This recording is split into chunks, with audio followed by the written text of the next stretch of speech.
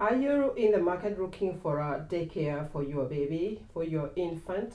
Are you due to go back to work and you don't know exactly where to start or what to do?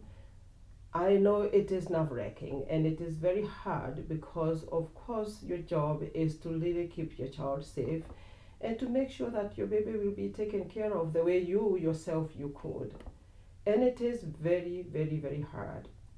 In this video, I'll give you the tips on how to go about it, to go look for the childcare fit for your child and fit for you and your family so that you can have a peace of mind when you go back to work. The first thing to do is to ask your friends and to ask your families. If you have extended family, if you have friends, ask them where they have taken their children so that you can be able to zero in which centers to go to. At least you can have 3 or 4 centers because you do not want to have so many choices because every program is different with the offerings that they do. Neither do you want to have so many choices because different programs offer good things which maybe will be attractive to your family and it may not necessarily fit the needs of your family, including, to be honest, distance, because you want to be near. You want the center to be near where you live so that at least you can be able to quickly get there when you need to get there. The next thing to do is to schedule a tour. Make sure that you schedule a tour when you're not in a hurry so that you can be able to do as much of the research as possible. When you get to the center, this is what I'll tell you. Do the observable. Make sure that you observe everything and all things. In also the other classes, most of the schools that will give you the tour of the whole school, observe those children also. Observe the whole school when you have the opportunity.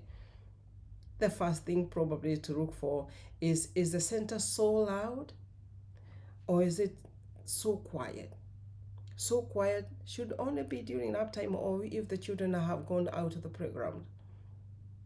Check on that because what does that mean? You want the space to be like home, a home for your baby. And sometimes you may not necessarily be looking for only the infant years. You want the space to be a home for your family, for your baby, where the family can be able to form relationships with the teachers and with the program itself so that you don't have to keep on looking and you don't have to keep on moving your baby to somewhere else. What are you observing? The developmentally appropriate toys is what you're looking for, or the developmentally appropriate practice for the infants. For example, are there arrows? Is there a mat? Because what does that mean? Beside the fact that your baby will be able to go there or be taken there and play and stretch their little hands, their cute fingers and play. Make sure that you're also looking for health and safety. We live in post-COVID times when this is so important. We can no longer overlook it. How do they sanitize the toys? How are the cribs? Is there anything in the crib beside the passy?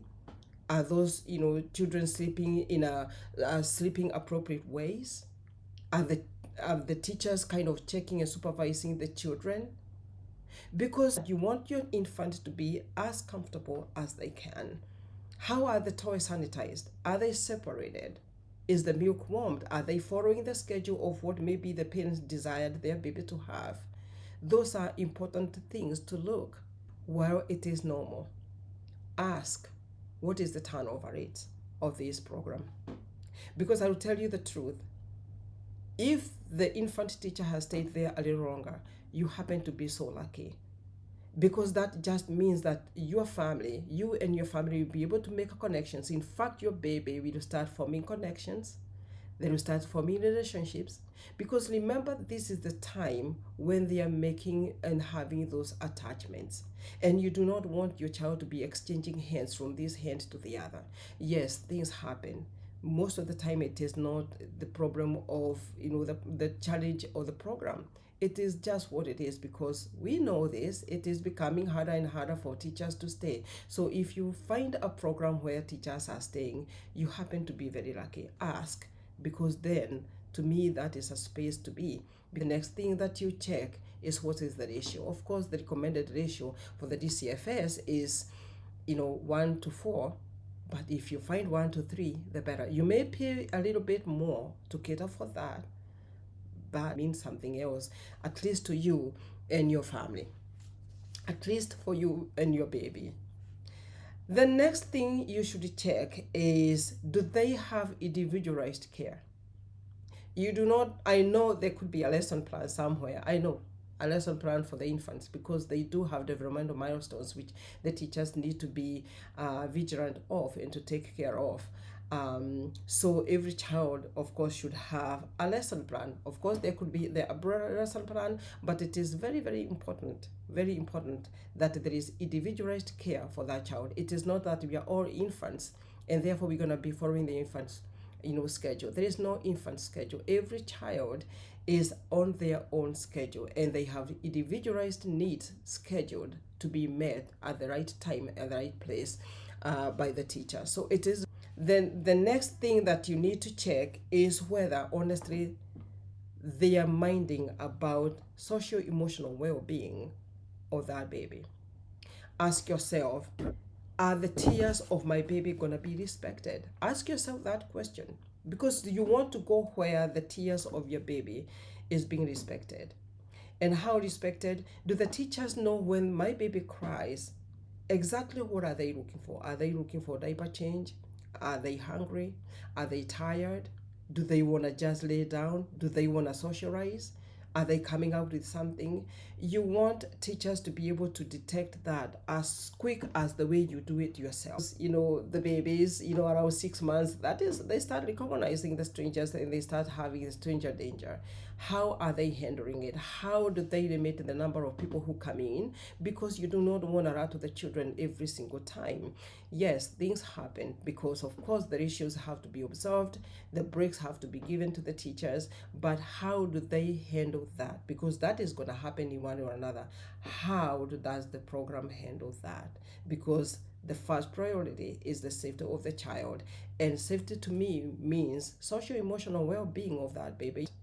The next thing you ask is, how do you communicate? Because you want to make sure every little thing for the infant, especially if they're so little, 6 weeks, 3 months, 2 months. Ask, how do you communicate to the parents? What kind of communication? How do they communicate? And do they give parents choices of how they would like to be communicated? Because you're looking for a relationship, you really have to partner with a teacher.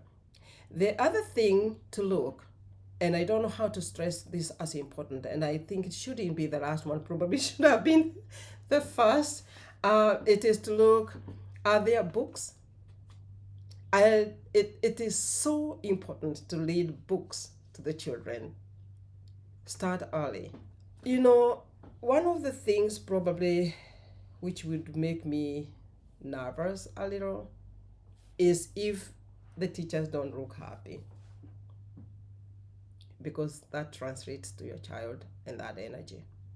If the teachers don't look happy, if they feel frustrated, of course they can feel frustrated for that moment, but it is not 1 class, 2 classes, 3 classes, 4 classes, they are all feeling frustrated. Something could be very, very wrong. So that's it. Thank you so much for listening. I hope you find a care, suited for your baby.